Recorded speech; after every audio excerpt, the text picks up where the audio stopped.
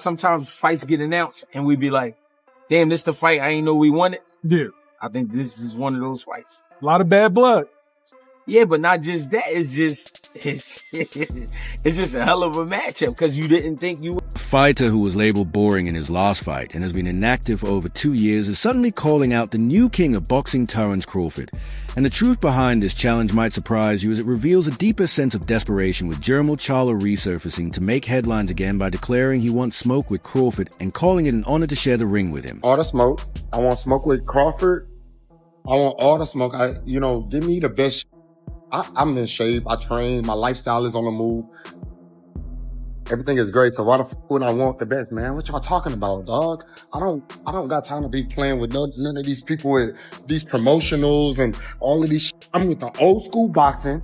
If they gave me an offer for Crawford, and me and Crawford, I talked to him one time. I'm excited. I'm so. It'll be an honor to get in the ring with him, not just today, just because of what he done as becoming undisputed. He completed something that I didn't complete, and so being in the ring with Crawford would be amazing. I give him the best fight of today's era. I don't think that there's no other fight out there in the boxing world for Crawford to make right now. The best fight really would be me. The best fight with boots is me. Charlo is pitching this as a legacy-defining fight, claiming he would give Crawford the toughest challenge of this era, and arguing that Crawford has no better opponent, while even adding a touch of respect by admitting Crawford accomplished something he could not. Offer for Crawford, and me and Crawford, I talked to him one time. I'm excited. I'm so. It'll be an honor to get in the ring with him, not just today, just because of what he done as becoming undisputed. He completed something that I didn't complete, and so being in the ring with Crawford would be amazing. I give him the best fight of today's era. I don't think that there's no other fight out there in the boxing world for Crawford to make right now. The best fight really would be me. The best fight with boots is me. The best fight with Crawford is me. Obviously, nothing else that anybody else could. Earl and Virgil and the winner of them, but I really don't see nobody else, which I want. But all this talk about honor and legacy feels empty when you remember Charlo's last performance in the ring. And what is even more surprising is that this is not the first time he has called out Crawford, as after his 2023 loss to Jermell Charlo tried the same move, calling out Terence Crawford, likely to distract fans from his disappointing showing. To be on a radar, I think he already probably been on Twitter, like the lip wrestling with the internet, just to get some clout, some fans, and it's fine. But he's a champion, and maybe I'll talk a little bit more because that's what y'all want from me, because Terence Crawford been talking shit, so they're gonna bring out a different animal in me, but I don't know which animal.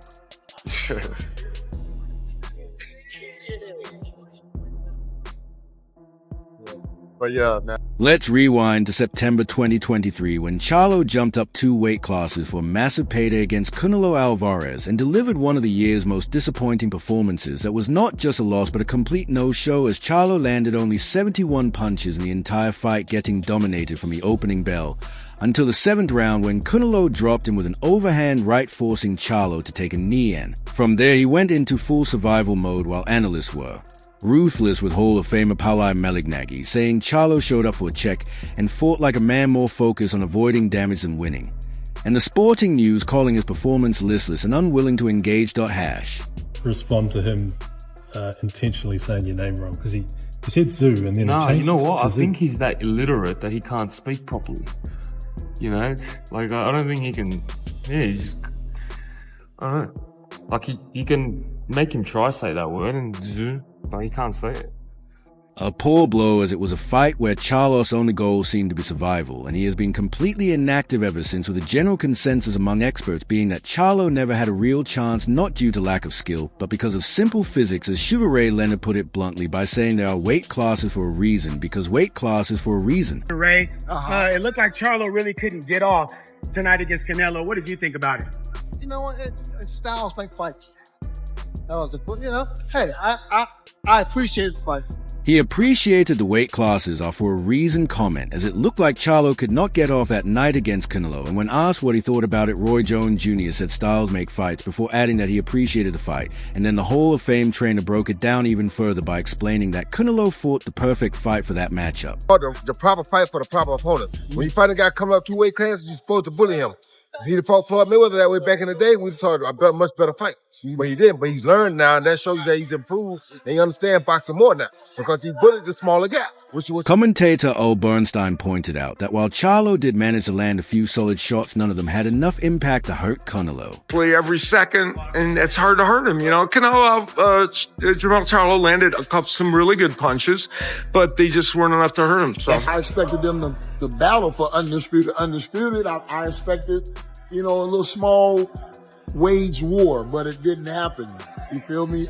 Anticlimactic is what I would call it, because I just think Charlo realized early on that this wasn't where I was supposed to be with this type of power, with this type of strength. So he kind of survived. The overall sentiment was that while Charlo is an elite fighter at 154 pounds, he simply did not have the physical strength or power to earn the respect of a legendary opponent like Canelo at 168 pounds. Good as it gets. I thought that was a tremendous all-around demonstration of what makes Canelo Alvarez the greatest fighter of the generation. From the fabulous chin to the very effective defense, to mixing power punches together in the middle rounds, to landing one of the best right hands he's ever thrown to knock Charlo down, and using a series of left hooks to widen the margin down the stretch of the fight. It was vintage Canelo. It's about as good as it gets. I think it was a one-sided fight because Canelo Alvarez is a historically great fighter. I mean, Jermell Charlo is a talented fighter. He's proven that in the ring.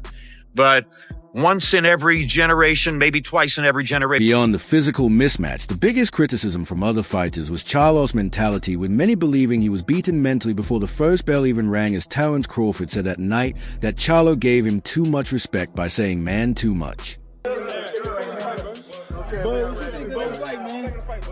Man, Charlo gave him too much respect, man. He didn't fight his fight. What would you do to Canelo?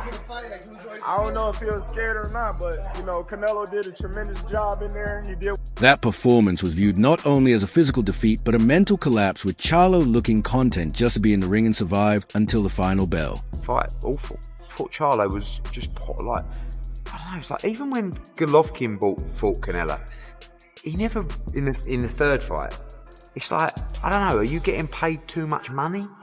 Have you got too much money? Because the special ones that have got too much money still stick it on the line. Canelo, AJ, but it almost looked like Charlo was like, I'm getting, I don't know what he got, 8 million, 10 million. And I was like, okay, it's almost like, let's not hurt each other in here tonight. Just gonna get our money. And it's like all the talk about legacy, sticking it online. A lot of fighters go, I'd rather. But actually, how many fight like that, with perhaps the most revealing moment coming from Charlo's own reaction at the post-fight press conference, where though he tried to stay composed, his words told a real story, as he called Canelo a beast and admitted maybe he felt that more because it was his first time at that weight division, while even making excuses by saying he wished he could have gained a little more weight, maybe 5 pounds, possibly more, and when. Talking about the knockdown, he confessed it was the first time he had ever felt truly woozy from a punch, which was a clear sign he was in a different league. And are you interested at Crawford at 154? At 154? Where we can make a fight at, I'll take it. I should be 1 or 2. I should be up there in the top dog. As long as I'm in a pound for pound, don't matter to me. I'm not in competition with the Terence Crawford ring walk. I know that's what everybody's trying to get the answer to. Them came out with Eminem. That was some bad shit. Like, I ain't gonna front. That's some cool shit. And it's gonna be hard to beat that. He win. That's not my world. We don't get paid for that anyways. But I almost had like Lil Wayne or something. I had some people I've been in contact with. So Crawford watched that uneventful fight and wasted no time responding on social media with a reply that was cold, direct, and left no room for doubt by posting tweet 13. Yeah, you went out sad. He said, did not even try to win. All you did was try to survive. You should be ashamed of yourself. And he did not stop there, adding you was talking all that before the fight, and then you went out like that pathetic, okay, I am done with twin Charlo. He is no longer on my hit list. Crawford continued. He went out there, laid down, and let Canelo spank him like he was his daddy with no kind of resistance. And then see how that goes. If he does good against Charlo with the weight, then let's see him come up and fight Canelo. Yes, but not right now. I want to see him I want to see Crawford come up with some weight classes and show he can be dominant at 54. Do you think Crawford should go up to 154? You think?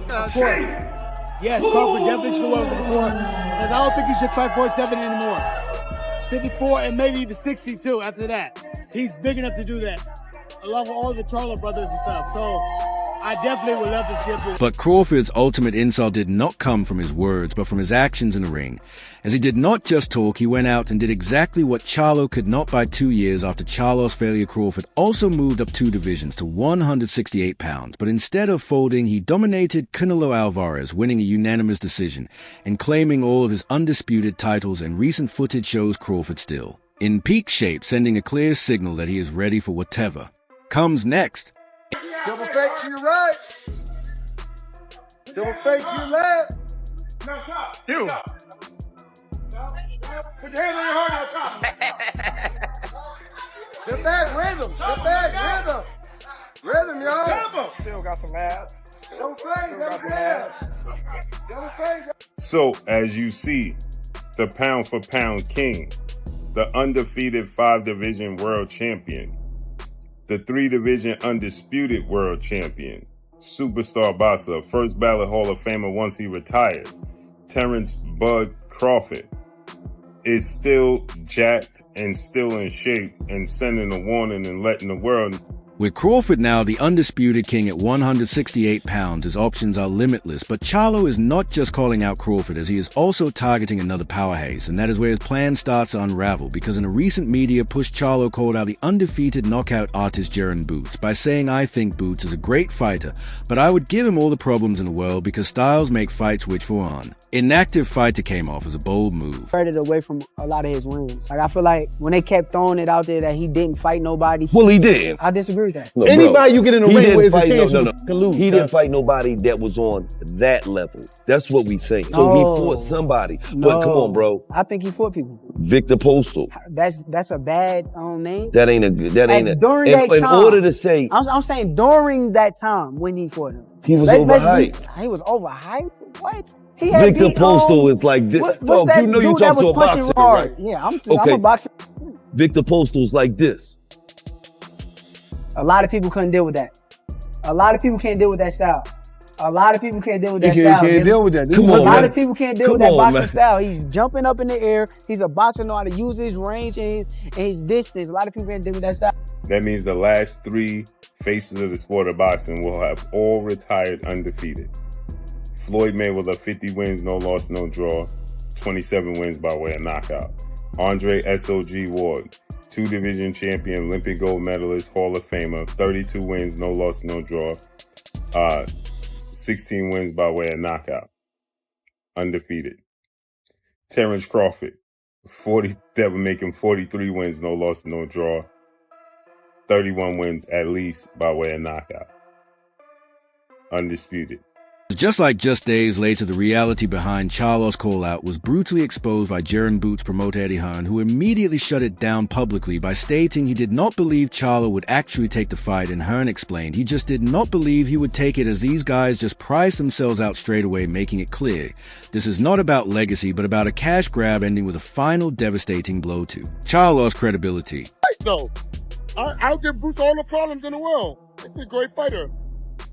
But I give him all the problems in the world. I think that styles make fights, you know, like even with the Canelo loss and the Canelo fight, I believe Crawford did absolutely everything that he studied and he did it right. I feel like you don't like Jermell. And if you, I don't. You got respect for Earl. So if you did Earl like that, god dang. I don't like Jermell for the simple fact that I feel he's a fake individual. I feel Earl is real. I feel he's genuine. I feel like he stand on 10 toes on everything that he say or do. I feel like Jermell is just one of those guys that do a lot for attention. I was cool with Jermell and Jamal and their older brother prior to of me moving up in weight. You know, I got messages with he hit me up asking me he gonna pull up in Omaha, and we talking about cars, we talking about all different type of stuff. Once, you know, I moved up in the division, and I understand that they stablemates. He trained with Arrow Coach, and they've been knowing each other for a long time. For him to start bashing me and talking bad about me, and Let's talk as this revelation casts Charlo's honorable call out of Terence Crawford in a desperate light, with reports indicating he is asking for $10 million for a fight with either Ennis or Crawford, showing he is chasing a payday, not a legitimate challenge. He'll take it.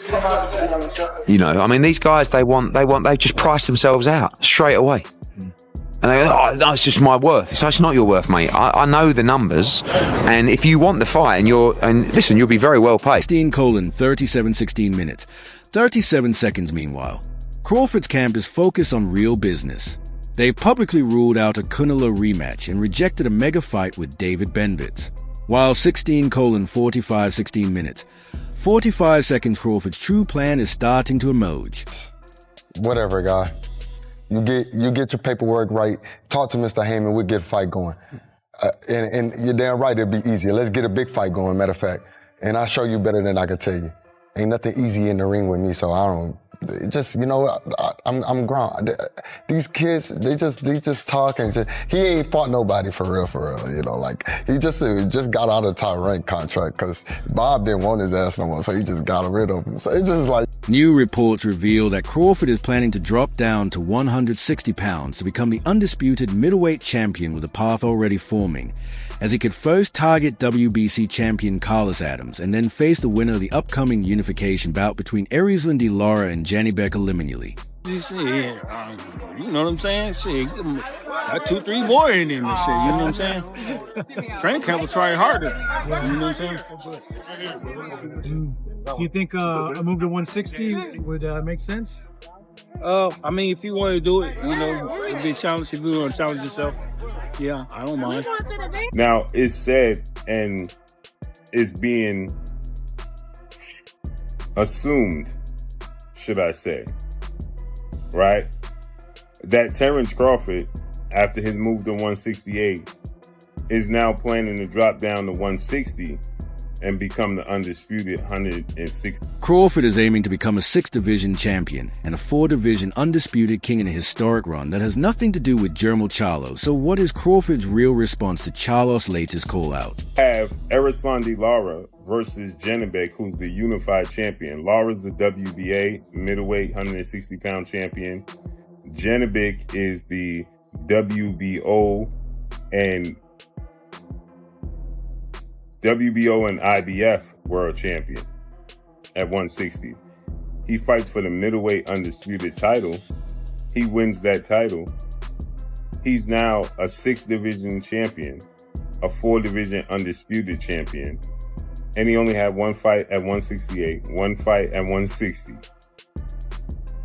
Got all knockouts at 147. That's historic. That's historic. And he's 39. He retires and walk off. Crawford does not even need to respond because his actions of dominating Canelo, staying in peak shape, and actively planning his next legacy move at 160 pounds speak for themselves. It's somewhat true because he definitely a bigger name than all the guys at 160. I mean, Janibek, Lara, and Adames. He definitely a bigger name. And it's just an intriguing fight. And the fact that Bud did what he did, to Canelo, and Charlo looked the way he looked against Canelo, makes it an even more intriguing fight, because is it something we don't know about Jermell, or something we saw that we like, Jermell's a chump? Or is Bud just that good? You know what I'm saying? Now, if they fight each other, is that same aura going to come out that Charlo had with Canelo? Is that going to come out with Bud, or is he going to fight? That Charlo put it in the air, I think it's definitely realistic, and I think it's one of those fights. Bud may say, what's the point of me fighting him? But it's another body with a name. You know what I'm saying? Some of the names you can wipe away, and there's some names that's in stone. Charlo is in stone. So there's only one way to break up stone. You know what I mean? Like, talk your shit, bud. I just feel like ever since I moved, and they was cool. You know what I mean? I'm still cool with Jermell. Jermell's still cool people, but Jermell, like, dude, just like weird. Like, he always angry. He always yelling. He always, you know, doing some off the wall psycho type stuff. But what is it between y'all two? How did that happen? That's what I'm about to tell you. Okay. You know, when I moved up in weight, and soon as I called out Spence and my name was being involved in Spence, he act like that was his fiance or something. You know, he felt as if Earl couldn't speak for herself. He was, oh, Earl Spencer do this, Earl Spencer do that, and you too little, and I almost vomited. What is there? We was already telling Johnny Bet, Carlos Adames, Charlo, there's nothing there. Now, I get it. He's the money man now, so he can go there, but like, because he's the money man, is the Charlo fight all of a sudden that much bigger? No, like, Big Charlo, we don't think he's like he's not who he used to be right now. He's still going through his things, and he hasn't fully came back 100%. Then his brother's been out 800 days. Like, do we He already removed Charlo from his hit list back in 2023, and now Crawford is focused on building his legacy while Charlo is left on the outside exposed as someone chasing one last payday.